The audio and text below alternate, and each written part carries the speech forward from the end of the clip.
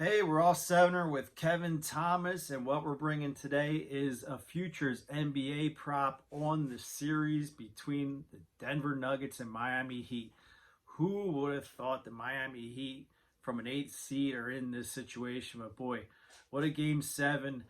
Did they win it or did the Celtics lose it? We'll never know. The defense looked pretty good, but the Celtics were horrible. The shooting was bad.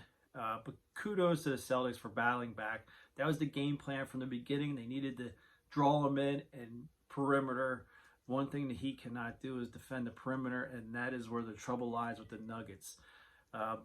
Back the last time these two teams played, the Nuggets and the Heat, the Nuggets went into Miami, and without Murray, without Gordon, put up 112 to the Heat's 108. And I think the Heat were missing Lowry and Victor Oladipo. No big deal there. Victor, we know, is out for the season, and Lowry, he's been out. I mean, the guy in his prime was a shooter, was a stud, but he's lost a step or three. They brought in Kevin Love. I thought he might be the answer. Caleb Martin's actually taken over that spot, the power forward spot there, and he's actually doing really good. But even with Martin, Butler, and Bam, it's not going to be enough in this series. The Nuggets are just, I mean, their average guy's like 6'8". Murray's probably the smallest guy, and he's a shooter.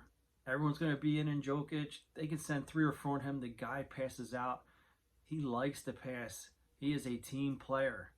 Should be 3-time MVP. I was rooting for Embiid because I'm a 76er fan, but Jokic is no joke, and they're not going to be able to stop him. Like I said, that was like 112 to 108. Miami pretty much had their full squad, and Denver just cruised in there and took that win. What we're looking at here is how many games will be played. You already know I have the Nuggets winning the series, but that's minus like 450. Everyone has the Nuggets winning the series. What I'm looking at is how many games they win in. But another thing we look at, as a 76ers fan, I feel horrible because the 76ers lost to the Celtics in 7. In that game 7, when Embiid and Harden didn't show up, that was critical. They should be here right now. The Miami Heat, hey, credit to Miami Heat. They did it. They got here. They beat the Celtics. The Celtics turned it on in game 4. Draw them in, pass out, 3-point shooting. 76ers could have done the same thing, especially with Embiid. I know if you double, triple team him, you know, he's going to make some errors. Sometimes he gets a little frustrated, then his shot's off, and it showed up in game 7. But, you know, Jokic there for the Denver Nuggets, that's not his style. He wants them double teams because he's going to pass out to Murray. He's going to hit Gordon on the corner. He's got Porter. He's got them all. And then their bench comes in, and they got Brown, who's been playing lights out.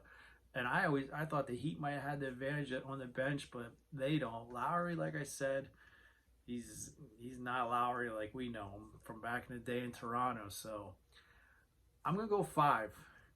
As much as the NBA wants us to go 7, more money, more revenue, more TV time, I think 6 would be stretching it. I think 5 at plus 190 is solid. I'm going to lock that one in. I got it over at MGM. Maybe you can find it somewhere a little better. But I got Nuggets winning in 5 plus 190. Now, I do love the Nuggets. But every day I'm going to bet on this game. And it's going to be where the points are. I think the points right now are like 7 for the Heat. So you want those premium picks, you're going to have to go into the link in the description, click on the website to get the premium picks that I have for sale on that. But what I'm giving out today free, I'm going to take the Nuggets in 5 plus 190 over at MGM.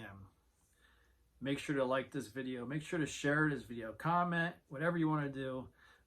But always remember, we're here to cash the books together, so good luck.